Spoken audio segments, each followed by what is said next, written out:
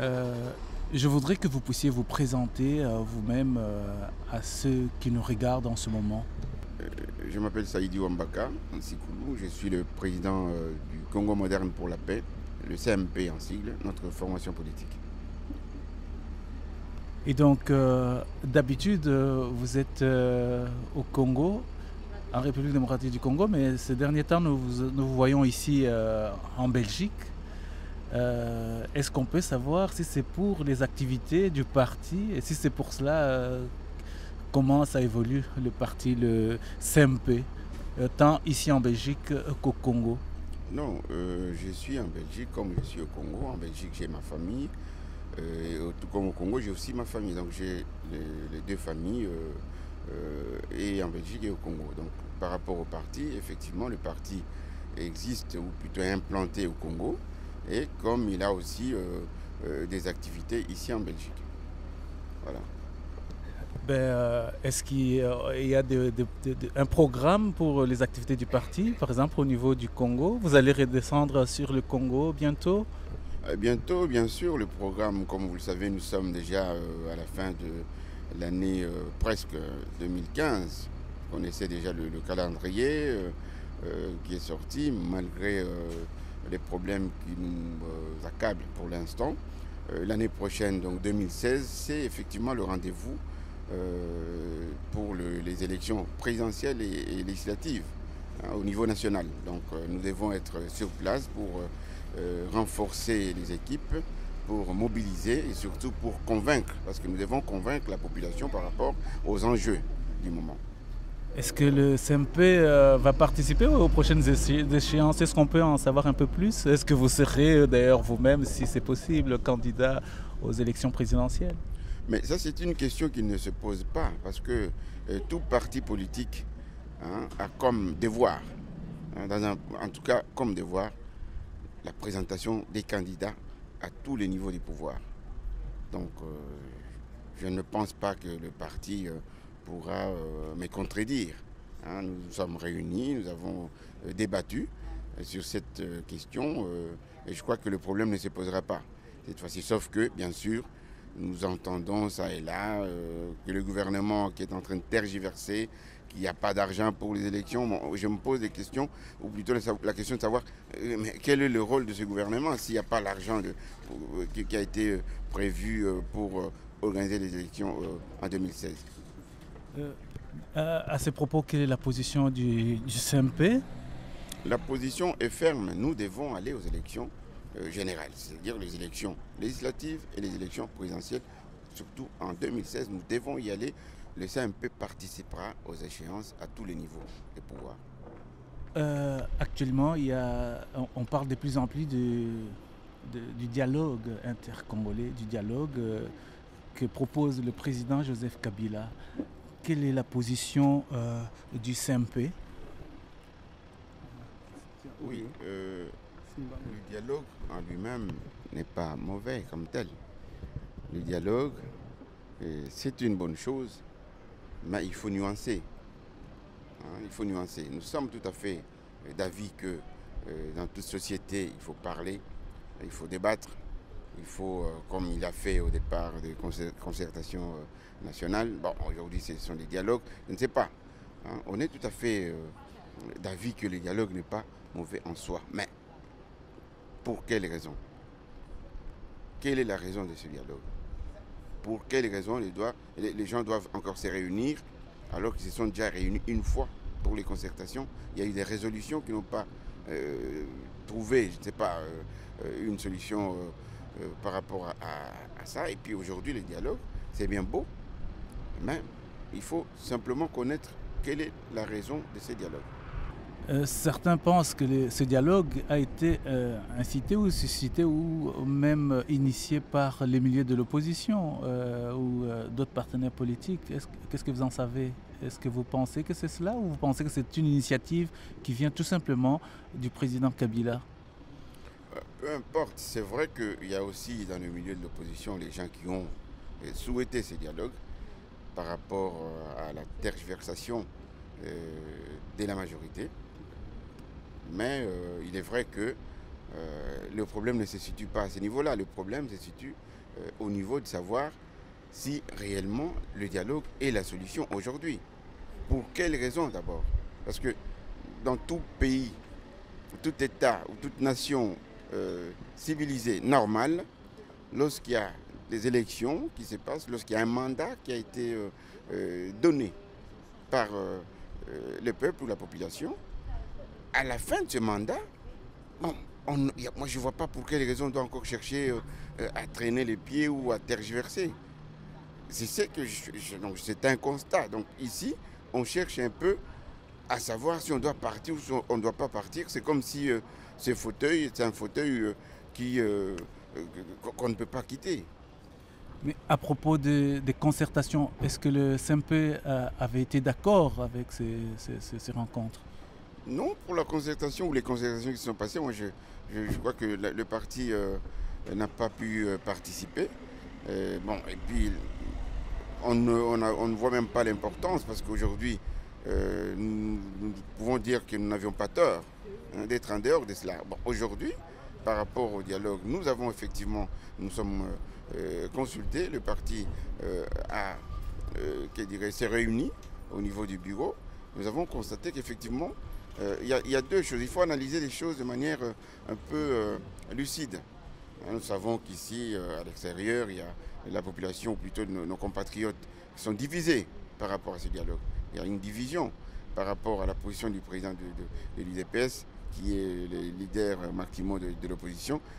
Mais cette division, il faut savoir expliquer. Il y a un problème de communication, très très important. Il y a un problème de communication qui fait que on peut dire non, mais dans l'entretemps, on doit d'abord savoir pour quelles raisons les leaders ont dit oui. Et ça, on ne parvient pas à expliquer à la population, et la population ne comprend absolument rien. Nous devons expliquer. Parce qu'il y a des problèmes, ou plutôt des programmes qui ont été dénichés quelque part ou détectés par rapport au glissement, ou par rapport à une politique dictatoriale qui doit être implantée dans notre pays. Et dans ces conditions, pour éviter le bain de sang, nous devons dialoguer. C'est dans ce sens-là.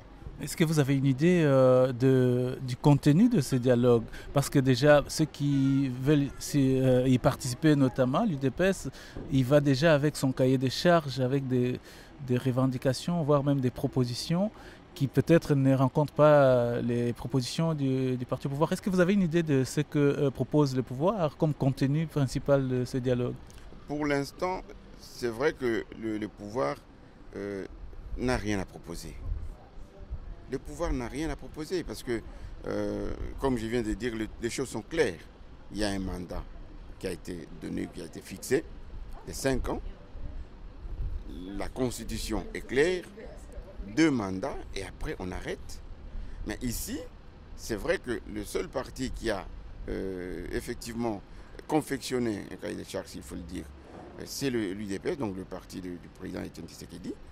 Et c'est sur base de ce cahier de charges que le dialogue peut éventuellement, il y aura peut-être 2 ou 3 choses qui peuvent s'ajouter, ça dépend, pour pouvoir se mettre à table. Mais en réalité, la majorité n'a rien à proposer, puisqu'on va dialoguer pourquoi faire? Parce que le mandat est en train d'être terminé, les dates sont fixées et ils sont connus, et la Constitution est claire. Et aujourd'hui, grande est notre surprise de constater que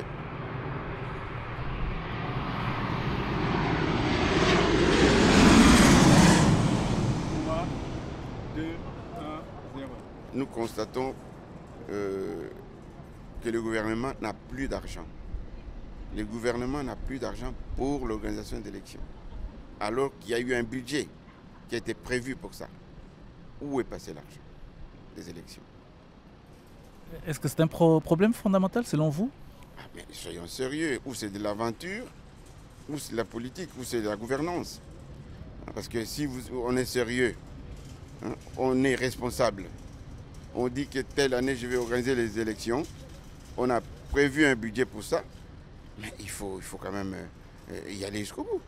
Mais si on nous dit que non, je n'ai plus d'argent, mais où est passé l'argent des élections? Mais il y a aussi un autre problème, c'est le problème du fichier au niveau de l'institution même qui doit organiser des élections. Qu'est-ce que vous en pensez? On parle d'un fichier, des doubles fichiers qui existeraient et que les choses n'ont jamais été harmonisées à ce niveau-là. Tout cela, c'est des manœuvres qui sont connues. Moi, je crois que le problème des fichiers, le problème principal ou fondamental, c'est celui-ci. Nous devons savoir que le président actuel au pouvoir est en fin mandat. S'il est en fin mandat, c'est-à-dire qu'il doit partir et que c'est son parti ou sa famille politique qui doit trouver un autre candidat pour affronter les gens de l'opposition. Donc, le fichier électoral, qu'il soit, je ne sais pas moi, manipulé ou qu'il soit biaisé, pour le moment, peu importe. Ce qui nous importe, nous, c'est de voir quel est l'autre candidat, parce que celui-ci a terminé son mandat. On ne peut pas faire 15 années et avoir la situation telle qu'elle est. Moi, je ne vois même pas la raison pour laquelle il doit encore se représenter.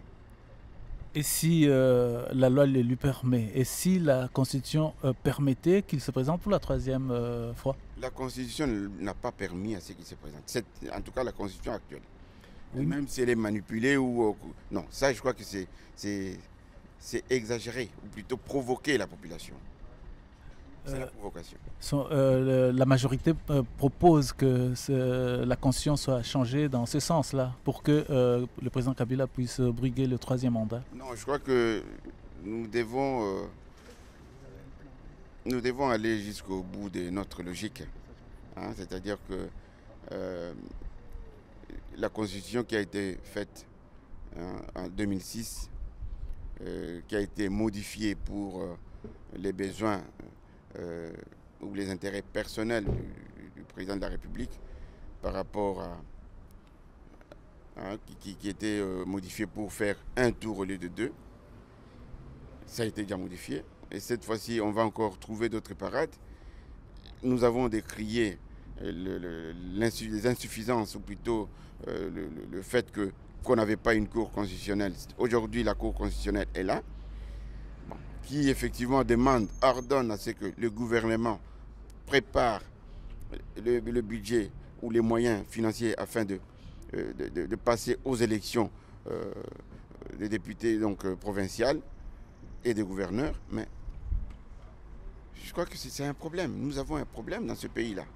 Nous avons un problème, c'est très sérieux parce que les gens ne se rendent pas compte qu'à chaque fois que nous devons arriver à changer des choses ou arriver à avoir un pays normal, il y a toujours des problèmes, il y a toujours des choses pour des intérêts personnels. Et ça, c'est vraiment dommage.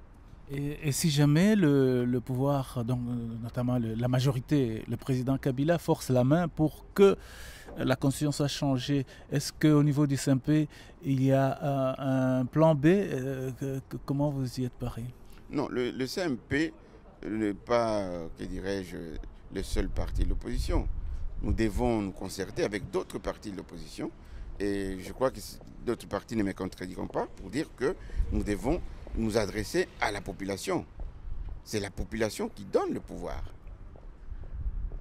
Qu'on soit député ou qu'on soit président de la République, qu'on soit sénateur, c'est la population qui donne le pouvoir. Et c'est cette population qui va effectivement donner la réponse par rapport à toutes ces manœuvres. Mais vous savez comment ça se passe au Congo? Les députés, ils peuvent voter oui.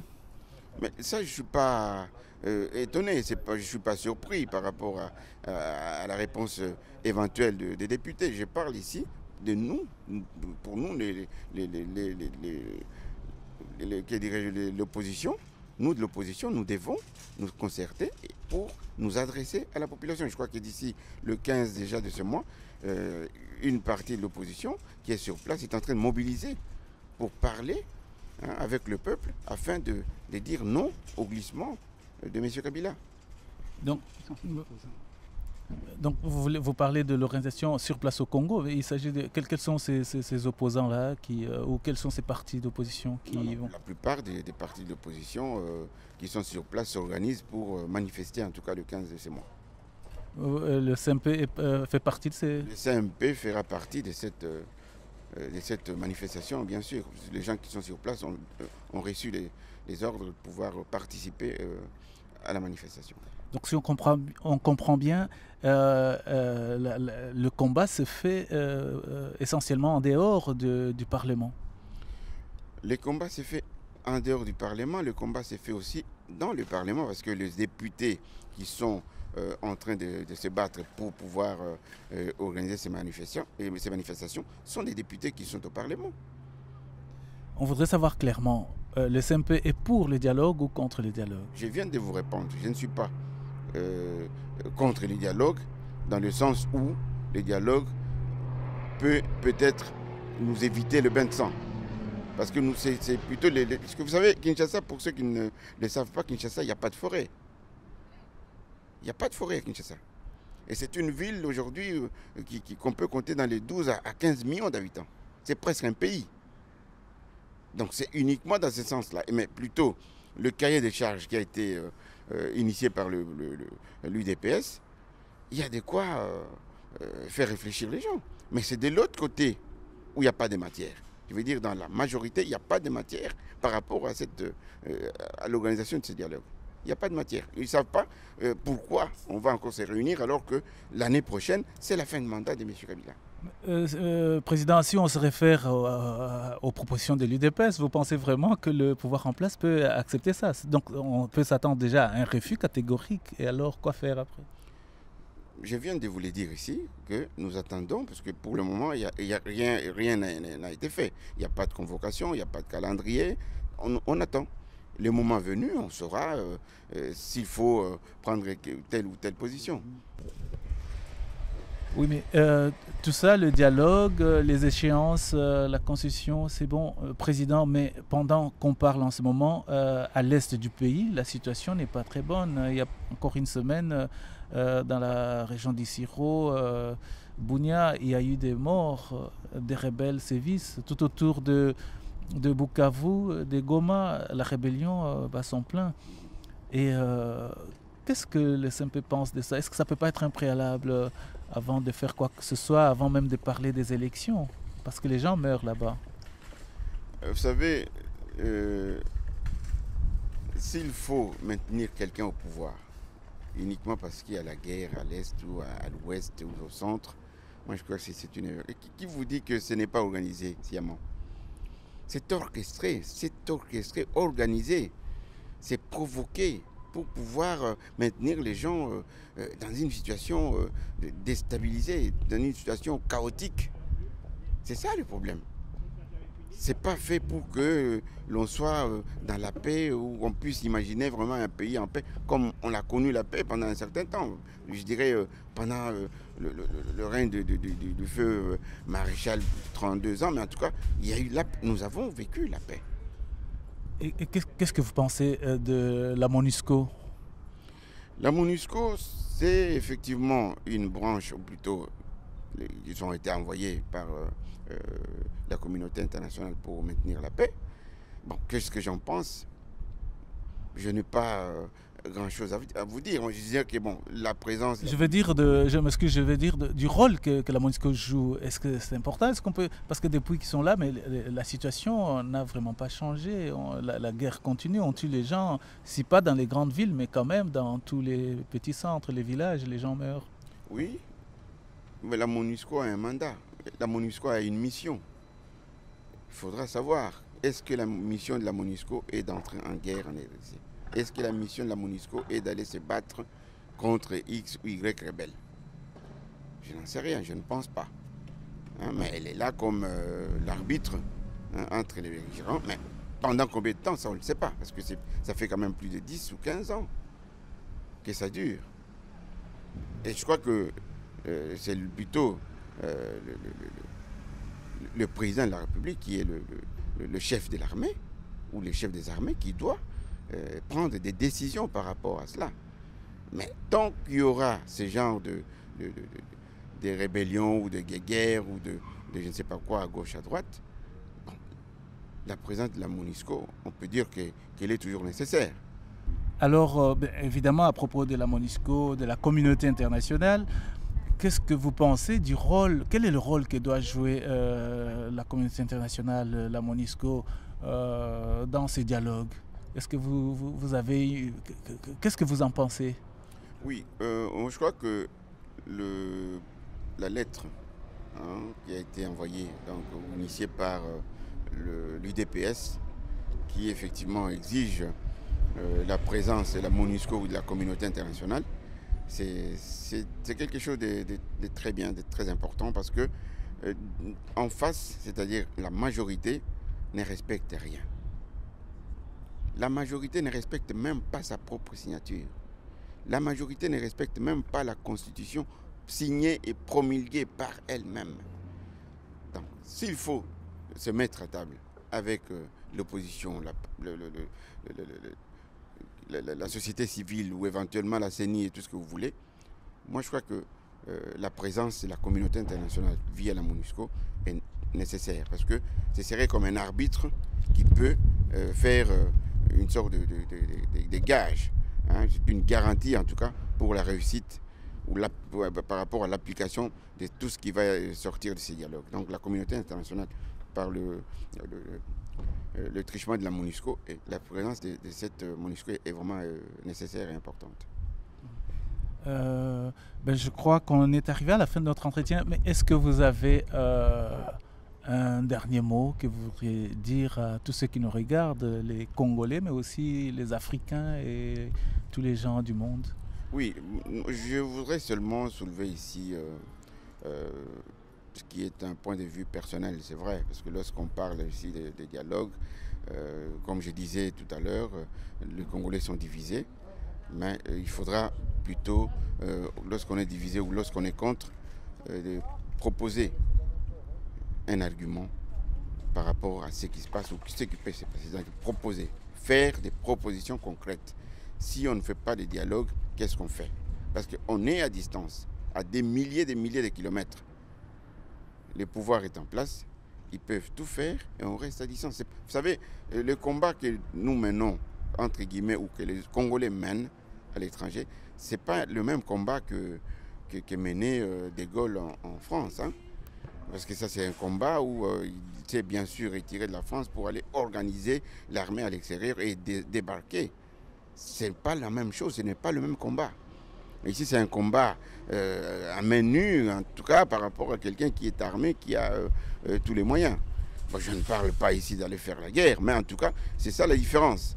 Hein. Donc nous sommes ici dans des terrains tout à fait différents. Donc, avant de dire non, bien sûr, mais proposer. Nous attendons les propositions concrètes. Parce que si, comme on vient de le dire, il y a la guerre à l'Est, il y a des rebelles de gauche à droite qui continuent, et dans l'entretemps, l'autre dit je ne peux pas m'arrêter, je vais continuer parce qu'il y a la guerre, ou je vais continuer parce que j'ai un projet X, Y, je dois encore continuer la construction de X, Y, je ne sais pas. Bon, c'est ça. Quel est l'argumentaire qui peut avoir de la valeur vis-à-vis du camp adverse, c'est-à-dire de la majorité. Aujourd'hui, comme vous le voyez, moi personnellement, je ne vois aucune raison pour laquelle le président actuel peut continuer son séjour au Palais de la Nation. Je ne vois pas. Personnellement, je ne vois pas. Puisque s'il a construit, il peut quand même s'arrêter là où il s'arrête et quelqu'un d'autre peut reprendre le flambeau. Hein? Nous sommes aussi d'avis que tout n'est pas mauvais quand on regarde l'aéroport d'Ndjili. Nous sommes contents, nous disons bravo, mais quand on fait un aéroport à ce niveau-là et aller prendre des avions d'occasion, je me dis c'est de l'aventure. Voilà. Président, on voudrait quand même avoir votre point de vue par rapport à ce qui se passe dans la communauté, dans la diaspora, notamment ici en Belgique où les opposants appelés combattants se sont battus entre eux par rapport au dialogue. Quel est votre point de vue là-dessus? Oui, mon point de vue est tel que je crois que je peux dire que c'est regrettable. Hein, je regrette ce qui s'est passé, ce qu'on a vu, parce que la communauté congolaise de l'étranger, hein, je ne connais pas dire diaspora, la communauté congolaise de l'étranger, elle a une situation qui est connue. Donc, je veux dire que nous connaissons la manière de vivre ici à l'étranger. Nous connaissons nos difficultés, nous connaissons nos problèmes. que ce soit les anti comme ceux qui sont pour, connaissent les situations que nous traversons ici, en Europe, aux États-Unis, au Canada, partout. Donc, se battre et surtout chercher à tuer quelqu'un par rapport à cette question, je crois que c'est quand même aller trop loin. Parce qu'on peut discuter. Parce que ça pouvait aussi être le contraire. C'est lui qui effectivement voudrait dialoguer, pouvait aussi faire la même chose à l'autre. Donc dans l'un ou dans l'autre sens, c'est condamnable. Je crois que le dialogue qu'on appelle là-bas, c'est un dialogue qui peut aussi être fait ici par nous-mêmes au départ. Se rencontrer dans une salle, dialoguer, débattre, et ça fait partie de la démocratie. Donc là, il n'y a pas, donc les gens ne se supportent pas, les gens manquent d'argumentation pour pouvoir convaincre. Il faut convaincre quelqu'un. Pour quelle raison tu veux dialoguer? Pour quelle raison tu ne veux pas dialoguer? Il faut convaincre. Moi, je peux dire si je veux dialoguer, parce que je me rends compte que de l'autre côté, le monsieur est plus, ou le géant, hein, s'il faut le dire, il est coriace, il est costaud, il a ceci, il a cela, il a fait ça. Je ne saurais pas faire autrement si je dois nécessairement participer à la vie politique de notre pays. Je suis obligé de dialoguer. C'est un argument. L'autre qui dira oui, si tu fais ça, c'est parce que tu veux lui permettre de glisser ou il va te corrompre. Mais moi, personnellement, on m'a dit que j'étais collabo. J'ai été considéré des collabos en 2011, et à l'extérieur et à l'intérieur. J'ai été entouré par nos compatriotes ici, simplement parce que j'ai acheté une voiture. Mais vous savez, ça fait combien d'années? Depuis 2011. Qui m'a vu où? C'est ça le problème. Il y a trop de rumeurs dans cette situation. Il y a trop de rumeurs. Moi, je crois que par rapport à la situation de Félix, vous voulez parler de Félix Tshisekedi? Je veux parler de Félix Tshisekedi. Moi, je crois que c'est un monsieur, pour ne pas dire garçon, parce que bon, entre nous, on est presque de la même génération, à féliciter. Il a fait la preuve que beaucoup d'entre nous, plusieurs des politiciens n'ont pas encore, que dirais-je, franchi. Il a mobilisé au Congo, il a mobilisé au Kasaï, il a mobilisé au Katanga, il a mobilisé dans les deux Kivu. C'est ça la politique. Le point pour quelqu'un qu'on doit toujours vilipender ou chercher à ternir l'image, ça ne sert à rien. C'est vrai, je ne suis pas de l'UDPS, je ne suis pas dans l'UDPS, mais moi, c'est un point de vue personnel. Si j'étais à la place de son père, je ferais un congrès, je le mettrais à la tête du parti. Point barre. C'est comme ça. Mais là, vous sortez un peu de la démocratie, président. Il le mettrait ou c'est l'UDPS qui le mettrait? Justement, quand je parle du congrès, attention, j'ai parlé du congrès. Je convoquerai le congrès et le congrès choisirait Félix pour succéder à son père. Ça se voit même là où nous nous trouvons, c'est comme ça. Personne ne peut me contredire. Et à propos de ce qui se passe dans les milieux de la communauté à l'extérieur, vous ne pensez pas qu'il y a des manœuvres, des manipulations de la part de certains politiciens? Des manœuvres, ça peut toujours exister, ça a toujours existé. Pour opposer les Congolais entre eux? Bien sûr, la politique, il y a trop de manœuvres en politique, hein, il ne faut pas oublier, il y a beaucoup de manipulations en politique. Mais ça, nous, on s'en fout. Hein. La réalité, c'est sur le terrain, voir ce qui va se passer. On peut manipuler à l'étranger, on peut manipuler sur place. Quand vous m'avez posé la question par rapport au fichier électoral, j'ai dit que ça n'a rien à voir. On peut tout faire, mais une chose est certaine, quel est le candidat en face, quel est le candidat de la majorité qui va affronter les candidats de l'opposition. C'est ce que nous cherchons actuellement à savoir. Parce que pour nous, le président de la République a terminé son mandat. Mais il y a ceux qui pensent que la question congolaise ne pourra être résolue que par voie des armes, qui pensent qu'il faut chasser Kabila par les armes. Est-ce qu'au CMP on envisage cette possibilité? Nous ne sommes pas actuellement dans cette logique-là, en tout cas, et nous sommes d'avis que la population, au départ, parce que quand on parle des armes, on voit le sang.